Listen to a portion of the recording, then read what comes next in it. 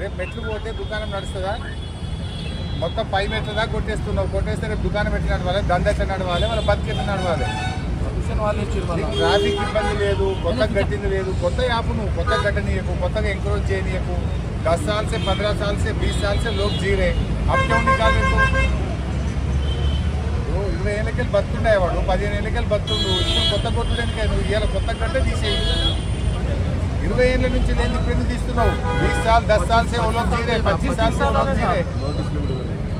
పరేషాన్ చేయకపోయి ఇప్పటికే రేవంత్ రెడ్డి వచ్చినాక కూలగొట్టుడు కథం అయిపోయింది. హైదరాబాద్ పెట్టి కథం చేసారు హైదరాబాద్. ఇప్పుడు ఏంది, ఏం కూలగొట్టుడు? ఒక ఇల్లు కట్టుడు లేదు, గరీబుని సాయం చేసుడు లేదు, కూలగొట్టుడు తప్ప ఏం లేదు. చెప్పు. కమిషనర్ సాబ్ నాది ఒక్క మాట.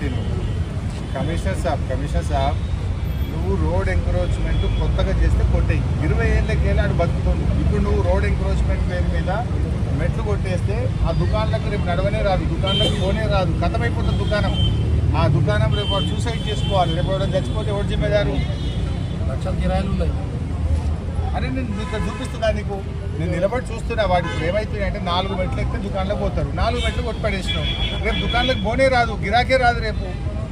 ఇంకోటి భాయ్ సాబ్, దుకాణం ఇయ్యాల కట్టలే భాయ్ సాబ్. 20 साल 20 ఏళ్ళ నుంచి 15 ఏళ్ళకి వెళ్ళినాడు. నువ్వు ఇవాళ కొత్తగా ఎంకరేజ్ చేస్తే నువ్వు కూలగొట్టు. నేను వద్దటలేను. ఇవాళ కొత్తగా వాడు కబ్జా పెడితే రోడ్ల మీదకి వస్తే కూలగొట్టు.